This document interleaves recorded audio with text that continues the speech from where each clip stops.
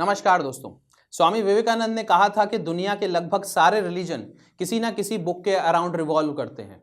But क्या ये बात एक देश पर लागू हो सकती है? क्या एक देश किसी एक किताब के अराउंड रिवॉल्व कर सकता है? जी हाँ दोस्तों, बिल्कुल कर सकता है। और ये किताब है संविधान, the constitution of a country. The Constitution is the organic law of the land. The Constitution is the rule book around which the governance structure of the country revolves. दोस्तों, भारत का संविधान कॉन्स्टिट्यूएंट असेंबली ने बनाया था। लगातार 2 साल 11 महीने की मेहनत के बाद और 160 मीटिंग्स के बाद, काफी सारे अमेंडमेंट्स के बाद ये कॉन्स्टिट्यूशन बना था। और इस कॉन्स्टिट्यूशन में ड्राफ्टिंग कमेटी का एक बहुत ही इंपॉर्टेंट रोल था और उस ड्राफ्टिंग कमेटी के चेयरमैन थे डॉक्टर बी.आर. अंबेडकर। दोस्तों, B R. Ambedkar father of the constitution भी कहे जाते हैं। आज 26 नवंबर है और हम सेलिब्रेट करते हैं इस दिन को एज अ कॉन्स्टिट्यूशन डे। और बहुत लंबे समय तक इसको लॉ डे के हिसाब से भी बनाया गया, और law day to commemorate the memory and to honour and respect doctor B R. Ambedkar.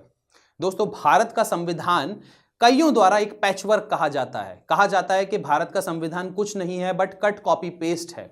But दोस्तों, ऐसा नहीं है।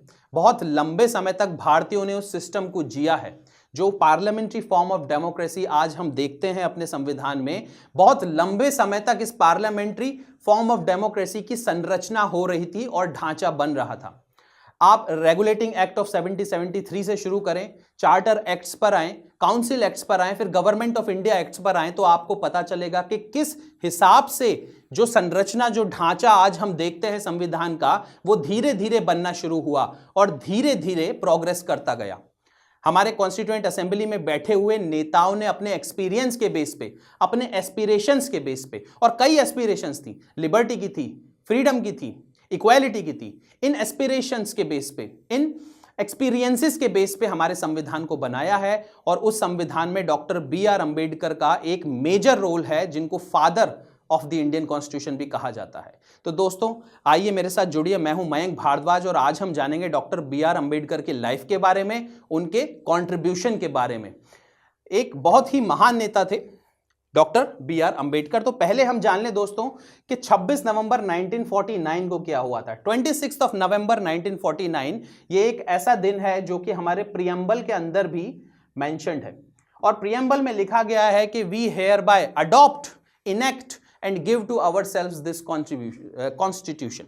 दोस्तों देखिए, we the people of India and we hereby adopt, enact and give to ourselves this constitution. ये जो 2 लाइनें हैं, संविधान की पहली लाइन और जो आखिरी लाइन है, लास्ट लाइन है, इन दोनों से क्या पता चलता है? इन दोनों से पता चलता है the source, the authority of the constitution, the power which the constitution has resides in the people.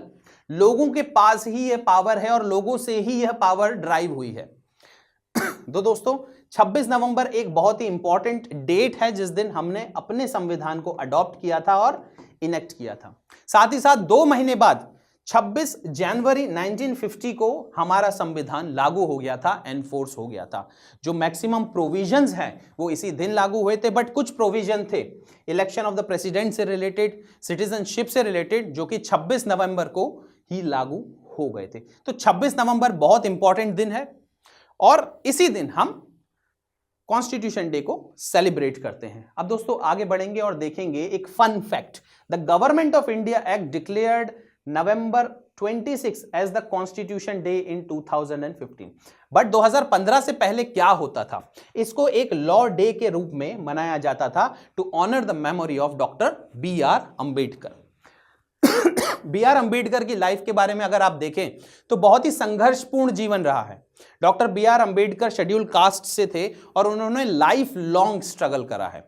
आप देखिए लगातार, Bhimrao Ambedkar was born in 1891 and passed away in 1956। और 1956 से पहले वो बुद्धिज्म में अपने करीब 3,65,000 अनुयायियों के साथ बुद्धिज्म को काफी लंबे समय तक स्टडी करने के बाद कन्वर्ट हो गए थे।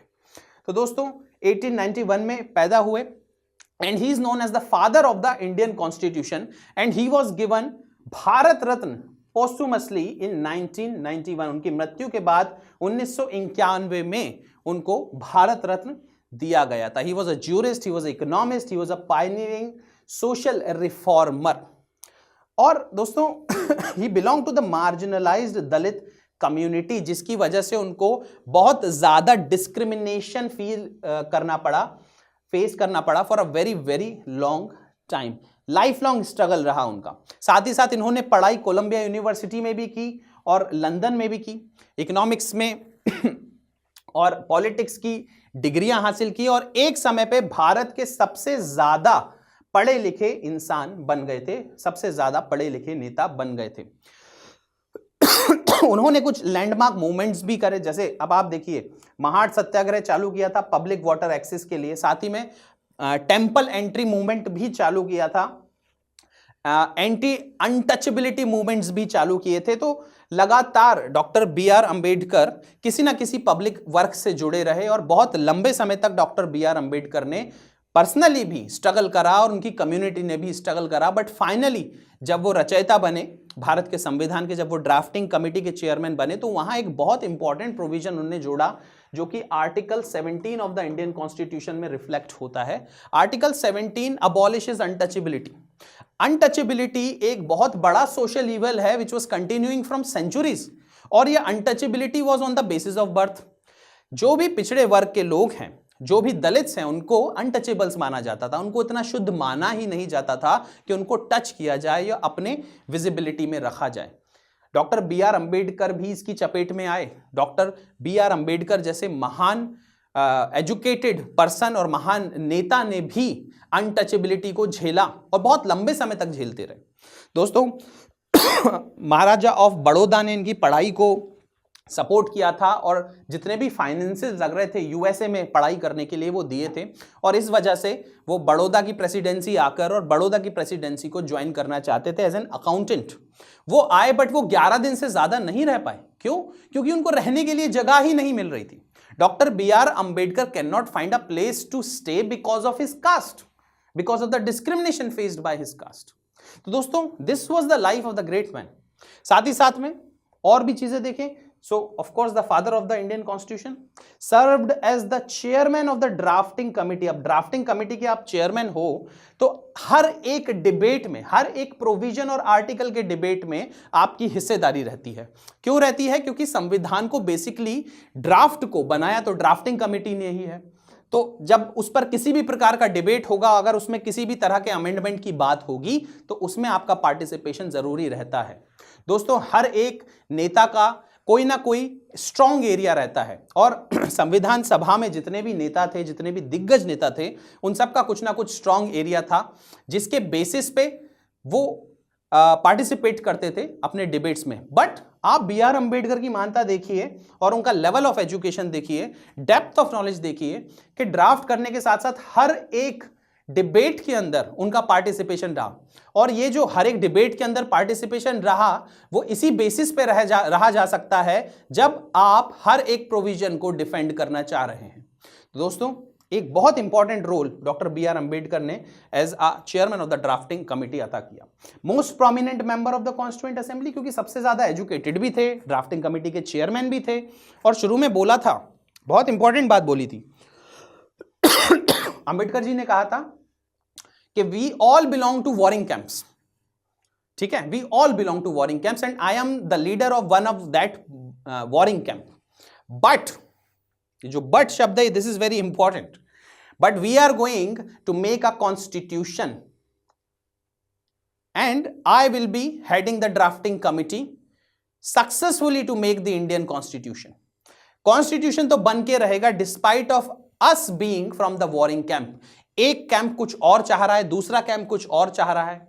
लगातार डॉक्टर बी आर अंबेडकर का जो रिलेशन था इंडियन नेशनल कांग्रेस के लीडर से वो काफी अच्छा नहीं रहा, और उनका जो कंट्रीब्यूशन रहा है इंडियन नेशनल मूवमेंट में वो भी बहुत कॉम्प्लेक्स रहा है। दोस्तों कॉम्प्लेक्स कैसे रहा है? कॉम्प्लेक्स इस तरह से रहा है दोस्तों कि वो हमेशा पिछड़ी जातियों के राइट्स के लिए लड़ते रहे, जबकि अगर आप देखें तो एक्टिवली अगर आपको इंडियन नेशनल मूवमेंट में पार्टिसिपेट करना है तो बहुत कुछ करना पड़ता था। धरना प्रदर्शन करें, रोड पे जाएं, लोगों से कनेक्ट करें, स्पीचेस दें। इन सब में डॉक्टर बी आर अंबेडकर उतने आगे नहीं थे जितने की शेड्यूल कास्ट, शेड्यूल ट्राइब्स के राइट्स की प्रमोट करने में थे। And that is the reason why his contribution was very complex with the leaders, the prominent leaders of the Indian National Congress.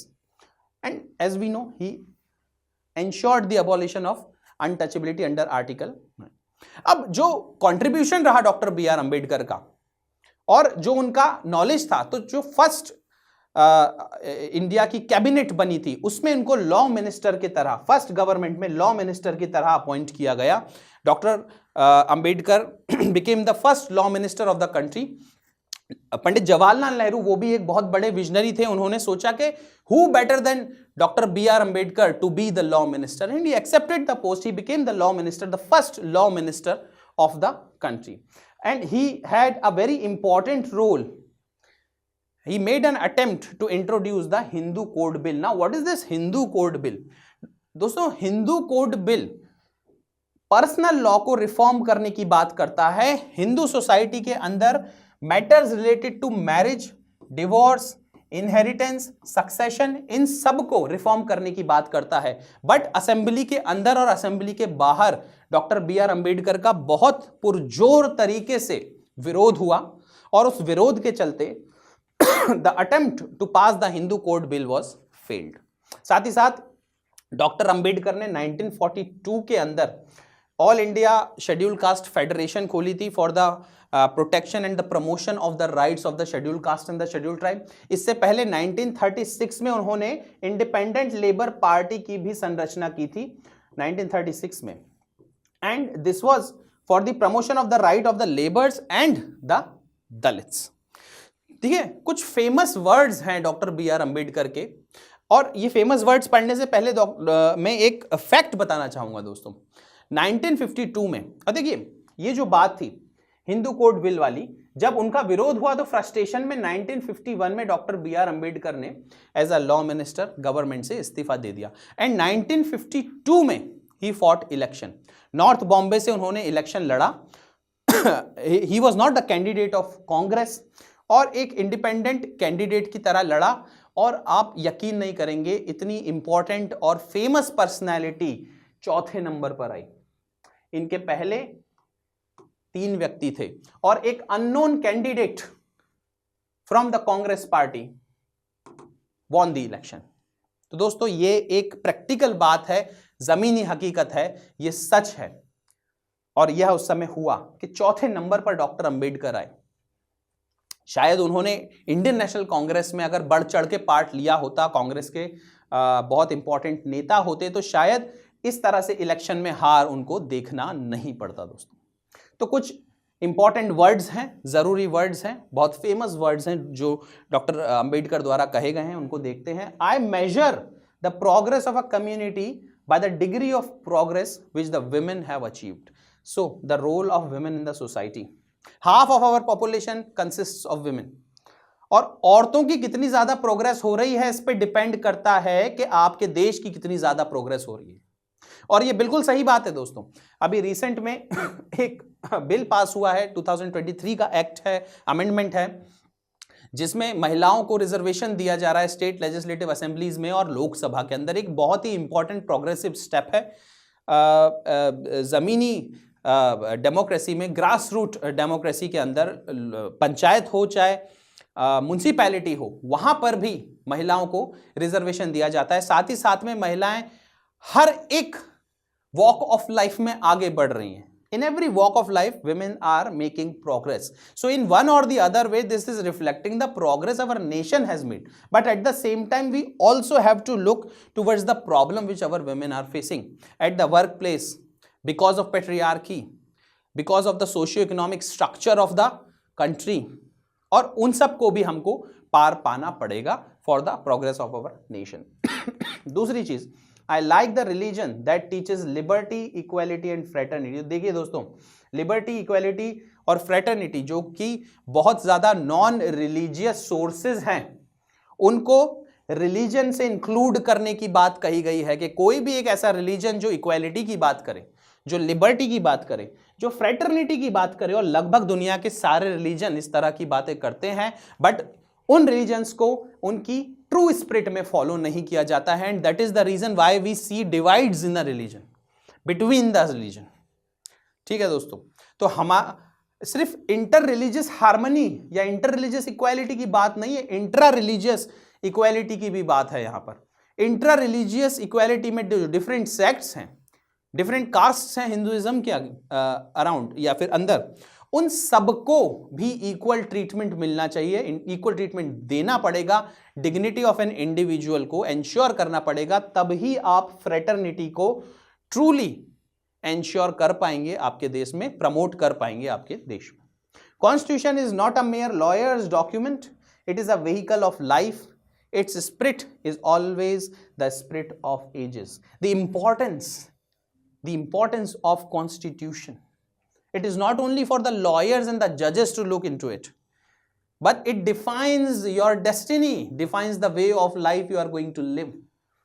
और आप पीछे मुड़ के देखें, 76 साल हो चुके हैं कॉन्स्टिट्यूशन को अडॉप्ट किए गए, और इतने साल में आप अपनी लाइफ पर देखिए कि कॉन्स्टिट्यूशन में लिखे गए प्रोविजंस, एस्पिरेशंस और गोल्स का क्या महत्व रहा है आपकी लाइफ में। लगातार आप जो इक्वालिटी और फ्रीडम को एंजॉय कर रहे हैं, this is because it is written in the constitution and it is protected by the supreme court of the country. Constitutional morality is not a natural sentiment, it is to be cultivated, and constitutional morality is all about the values which are mentioned in the constitution, it has to be cultivated। ये महान बातें कुछ हैं जो doctor Ambedkar द्वारा की गई हैं। अब एक सिग्निफिकेंस है जो इस दिन का है, वो क्या है? Constitution day celebrates the adoption of Indian constitution on 26 of November 1949। इस दिन कॉन्स्टिट्यूशन को अडॉप्ट किया गया था, इनेक्ट किया गया था। इनेक्ट का मतलब होता है passing a document as a law. एक बहुत इंपॉर्टेंट दिन है, और करीब 2 महीने बाद 26 जनवरी 1950 को एनफोर्समेंट ऑफ द कॉन्स्टिट्यूशन हुआ था। The constitution remains as the north star of the Indian democracy, guiding the nation and evolving with its needs. बहुत इंपॉर्टेंट चीज है। The day is observe nationwide as a festival of constitutional value. तो दोस्तों, धन्यवाद मेरे साथ जुड़ने के लिए, धन्यवाद मेरे साथ ये सुनने के लिए कि what was the role of doctor B R Ambedkar and how was the life of doctor B R Ambedkar. आप सभी को संविधान दिवस की बहुत बहुत शुभकामनाएं। धन्यवाद एंड जय हिंद।